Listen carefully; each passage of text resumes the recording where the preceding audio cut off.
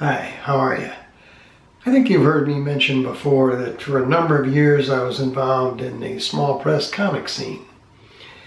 And, most of my comics were usually humor, or at least what I thought was humor. And around 2005, I came up with a character that I called Lane Brain. And he was supposed to be a detective from the 1800s. And I thought, I'll do a humor comic, and Lane Brain is a funny name. And I started to work on it. And then I never really finished that. I may have done, maybe a few pages. And I got a thought that, I'd really like to do something more serious. An actual story about a detective from the 1800s. So that's what I did. I came up with an idea for a story, but I kept the name of the character the same, Lane Brain.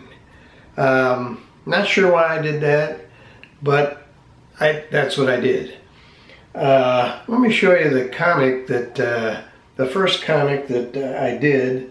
19th Century Detective was the name of it. Let me show you what it looks like. This is the cover for 19th Century Detective, The Grey Bridge Terror. And I did the story in pencils, and my late friend Tim Corrigan did the inks. And there were basically 4 characters in the story. Lane Brain, a retired detective from Scotland Yard. John Leesburg, his friend and a professor of criminology. Anderson Catwell, and he is a Scotland Yard inspector. And Daphne Knight, a woman psychiatrist. And here's page 1 of the comic, which was 32 pages long. And then I produced one more comic featuring Lane Brain, which was called An Insane Army. And this one featured John Leesburg, his friend. This one I did story, pencils, and inks by myself. And the strange thing is, I don't have a copy anymore of this finished comic book. I must have sold them all or something, but I don't have one. Now I mention all that just because I've started a brand new 19th century detective comic book. I just finished the first page. Let me show you that. Here's the first page. I've just finished inking that one. This one's called The Madness of Dr. Fenn. Now this comic will not be a full-sized comic like the original. This will be digest size. And I've got the first page reduced to digest size. Let me show you that. That's what it looks like in digest size. And I'm starting on the next page.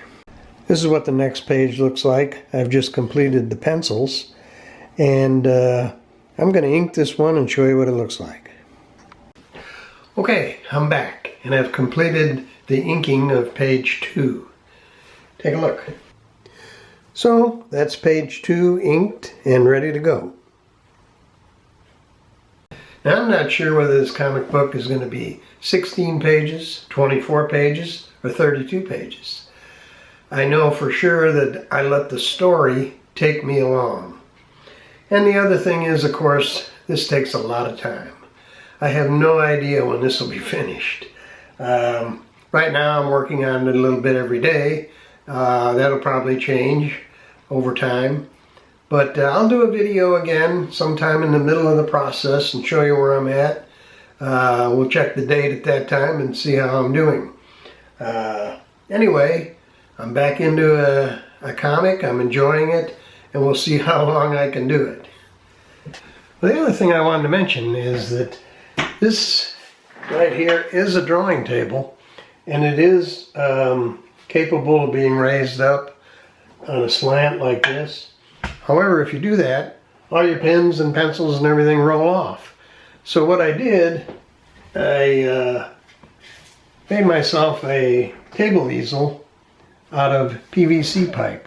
Now I've got a video that shows how I did that in case you're interested in doing something like that. Makes it a little easier. This is very portable, comes all apart. And all you do is put your drawing board on it. You can do your drawings or you can paint or whatever you want to do.